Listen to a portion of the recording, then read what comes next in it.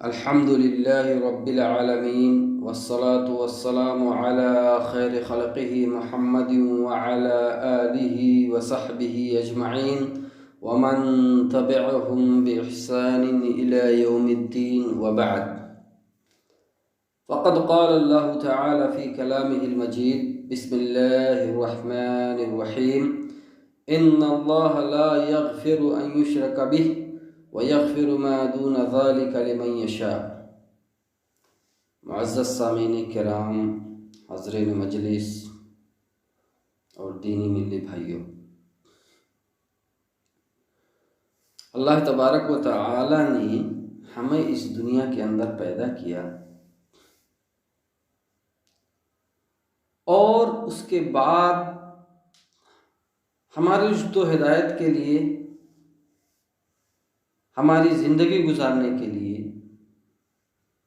اپنے احکامات نازل کیے۔ ان احکامات میں سے کچھ کرنے کا حکم تھا اور کچھ نہ کرنے کا حکم تھا۔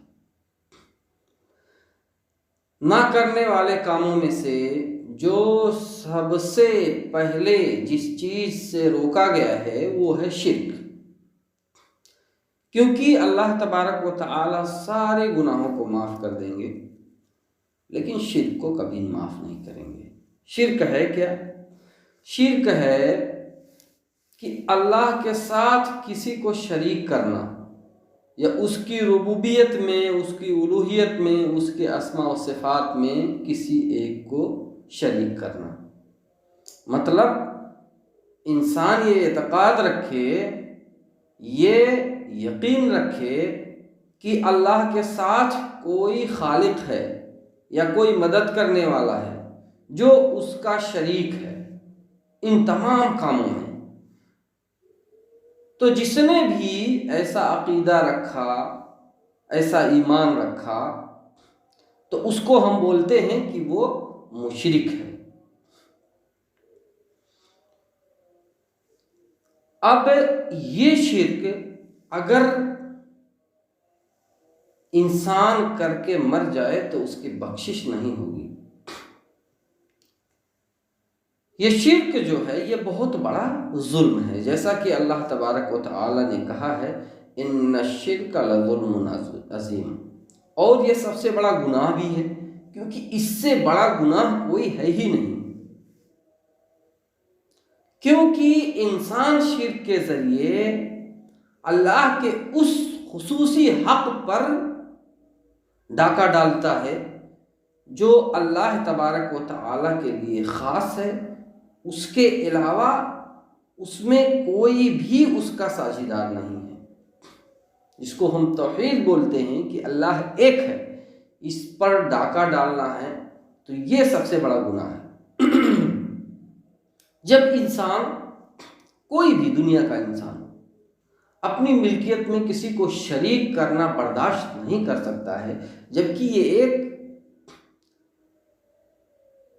تچھ درجے کا مخلوق ہے، تو آپ بتائیں کہ اللہ تبارک و تعالی اپنی ملکیت میں کسی کی ساجھیداری کو کیسے برداشت کر سکتا ہے؟ اگر کوئی شرک اکبر کرتا ہے تو اس کے تمام جتنے نیک اعمال بھی ہیں وہ بھی برباد ہو جائیں گے، اور وہ آخرت میں گھاٹا اٹھانے والوں میں سے ہو جائے گا۔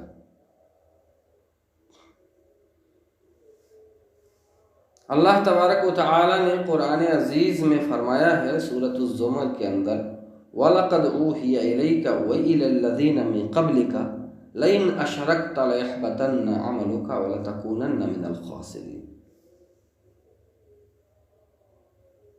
اگر تم نے شرک کیا تو تمہارے تمام اعمال ضائع اور برباد ہو جائیں گے۔ اور حضرت ابی بکر رضی اللہ تعالی عنہ روایت کرتے ہیں، قال نبی صلی اللہ علیہ وسلم، کہ نبی صلی اللہ علیہ وسلم نے فرمایا: الا انبئکم باکبر الکبائر، کیا میں تمہیں بڑے گناہوں میں سے سب سے بڑے گناہ کے بارے میں نہ بتاؤں؟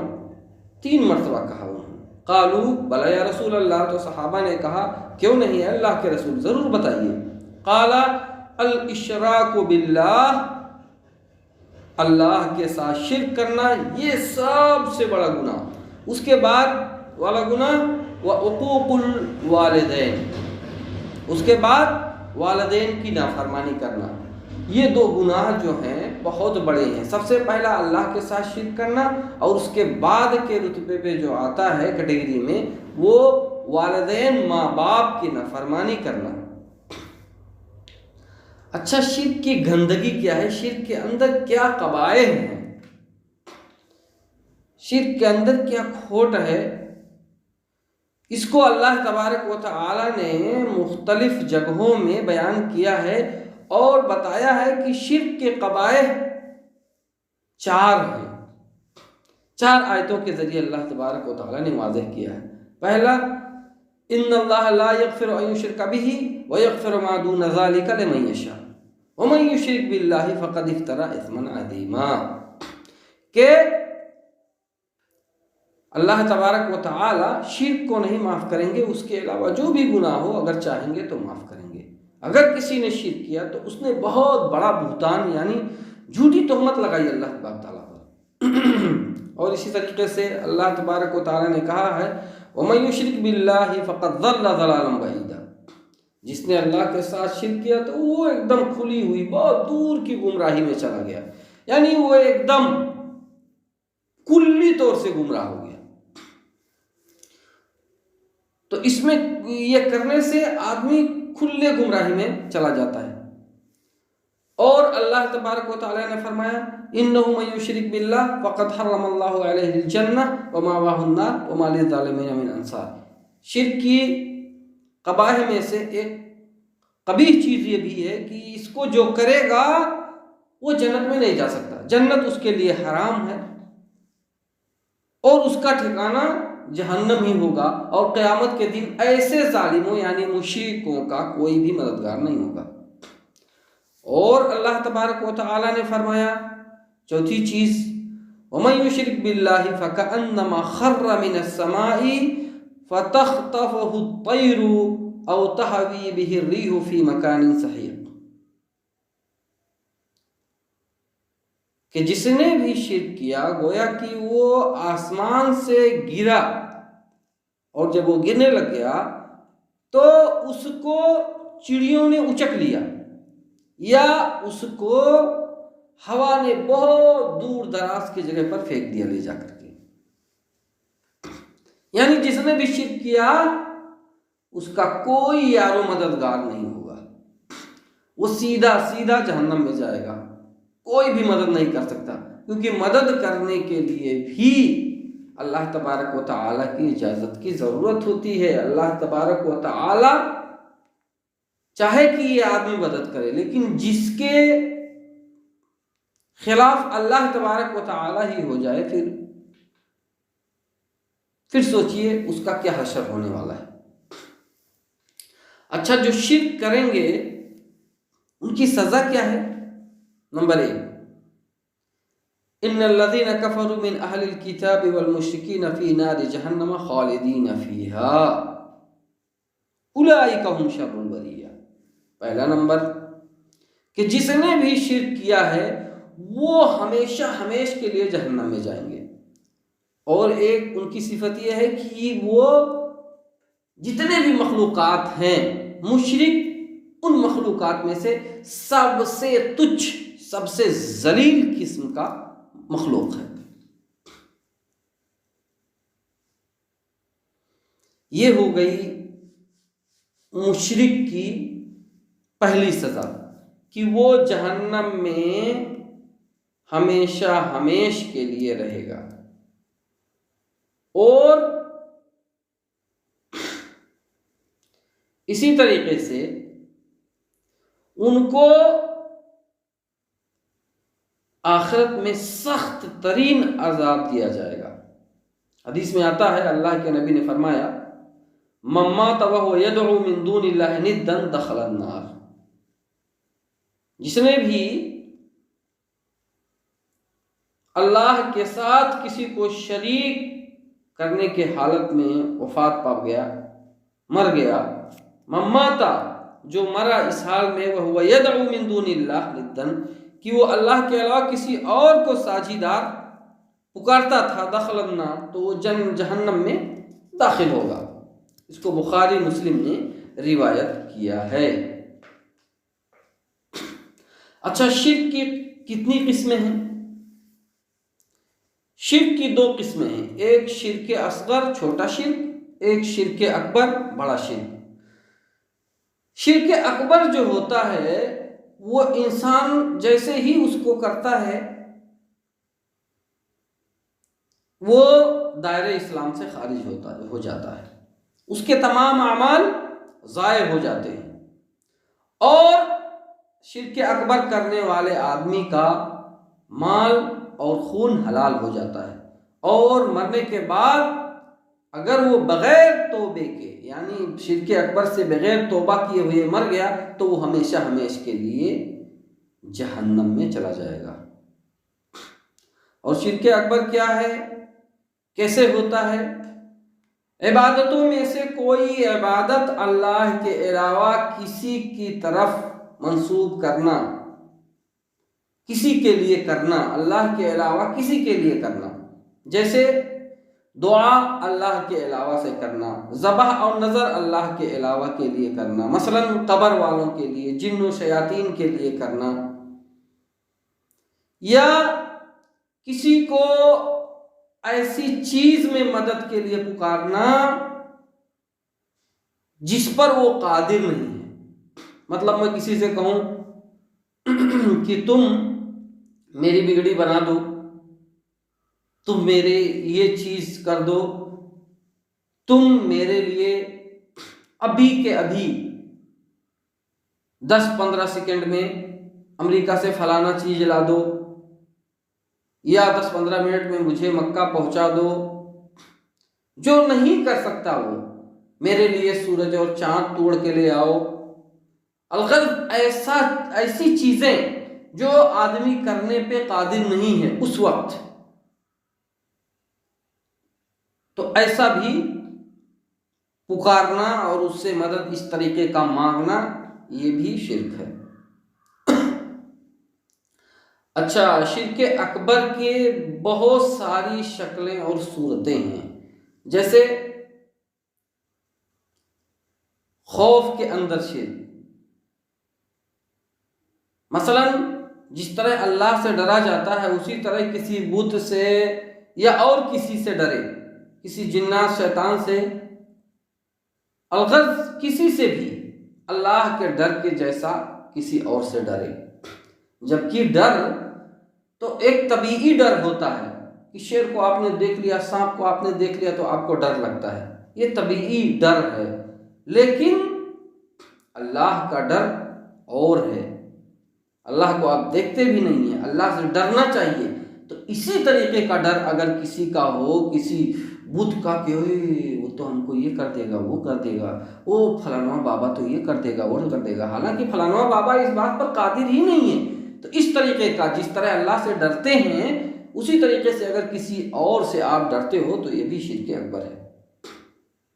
اللہ نے کہا فَلَا تَخَافُوهُمْ وَخَافُونِ إِن كُنتُم مُؤْمِنِينَ، ان لوگوں سے نہیں ڈرنا، صرف مجھ سے ڈرنا اگر تم مومن ہو۔ اسی طریقے سے بھروسہ کرنے میں شرک کرنا، مثلا ہم اللہ تبارک و تعالیٰ پر کلی طور سے ہر ایک چیز پر بھروسہ کرتے ہیں،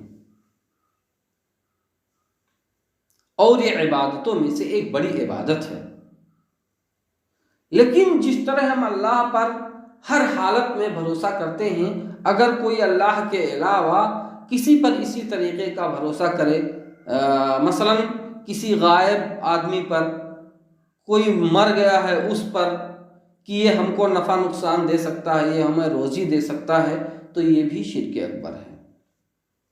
اللہ تبارک تعالیٰ نے کہا وَعَلَى اللَّهِ فَتَوَكَّلُوا إِن كُنتُم مُؤْمِنِينَ، اور کلی توکل صرف اللہ پر کرو اگر تم مومن ہو۔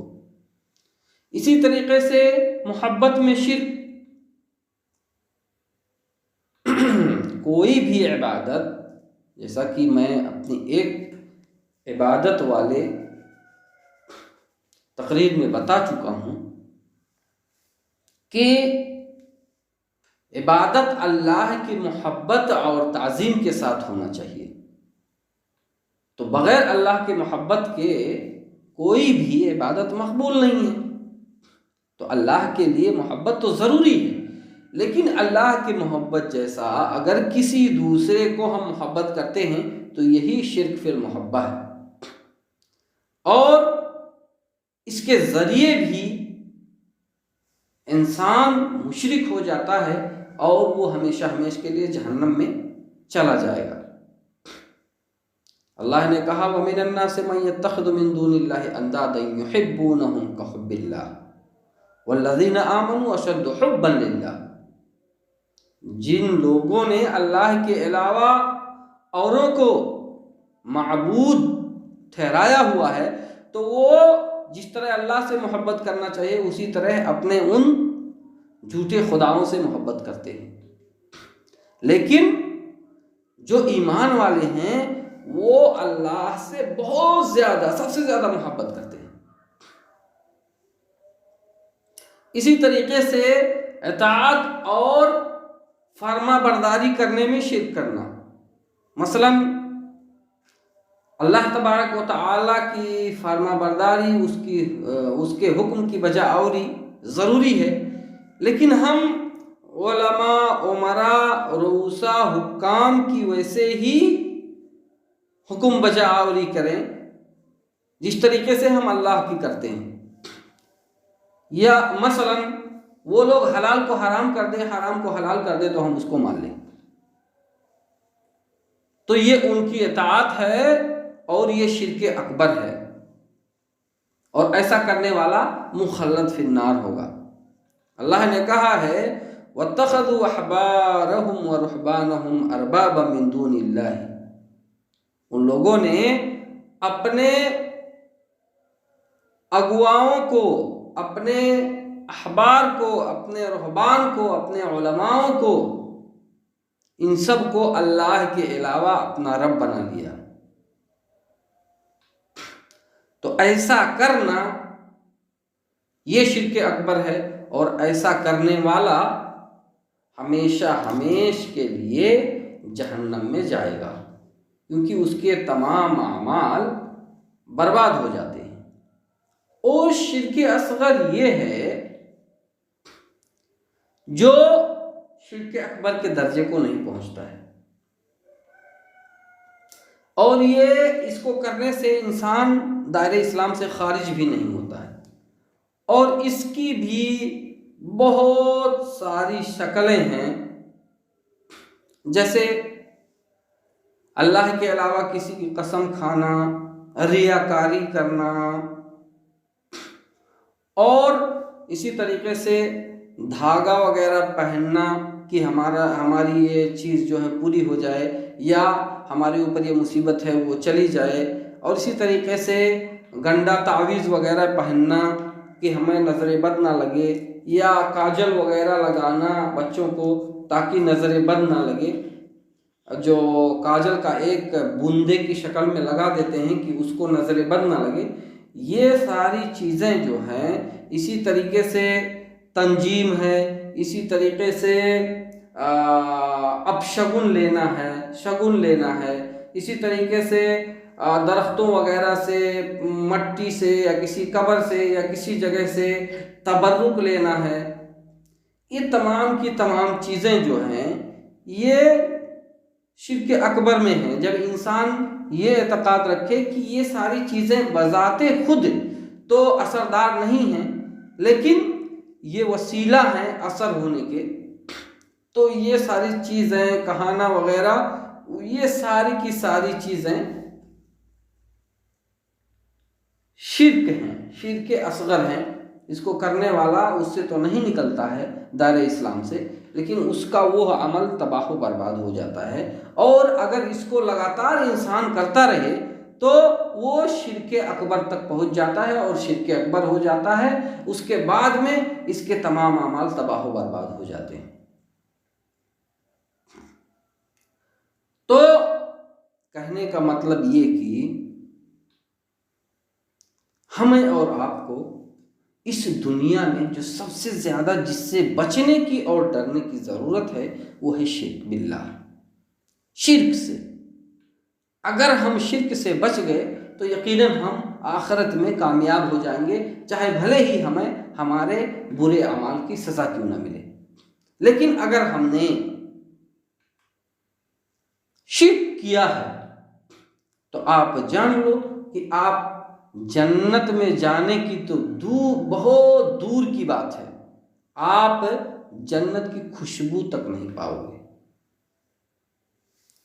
آخر میں دعا ہے کہ الہ العالمین ہم تمام مسلمانوں کو نیک عمل کرنے کی توفیق دے، اور ہم تمام مسلمانوں کو شرک سے بچائے، اور ہم تمام مسلمانوں کو ریاکاری اور دیگر چیزیں جو شرک میں سے ہیں اس سے بچائے، اور ہمیں شرک کے بارے میں بالتفصیل جانکاری حاصل کرنے کی توفیق دے۔ اقول قولی ھذا واستغفر اللہ لی ولکم ولسائر المسلمین فاستغفروہ انہ هو الغفور الرحیم۔